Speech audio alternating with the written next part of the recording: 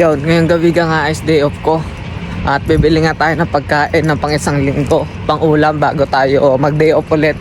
At ngayon lang nakapag day off sa 6 days ko na tuloy-tuloy na pasok. 3 araw na siya guys. Bali pa, nakaka 5 days na ako sa isang loob ng isang buwan. Meron pa akong 3 days kung 8 days ang aming day off o 5 days kung 10 days. Sana 8 days lang ang day off para marami tayong sahod. Kaya ngayon, punta tayo sa ating puntahan, Malengke. Dito tayo bibili guys. Ngayong araw nga, sinipag ako na mag-grocery dito sa malapit sa amin na Supa o supermarket. At yun, agad na nga akong pumasok at kumuha na nga ako nitong prutas para gumanda ang ating katawan. At yun, naglakad-lakad ako, naghanap ako ng may bibili at bumili nga ako ng tinapay kahit na tinapay naman ang ginagawa. At yun, ang dami ko pa pala dito ng add to cart. Tapos pagdating ko sa bahay, hindi ko naman nakain, nasira lang kaya tinapon ko na rin.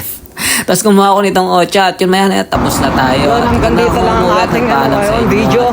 Thank you for watching. Video for today and thank you for watching. Follow for more. Mite ko rin arigato.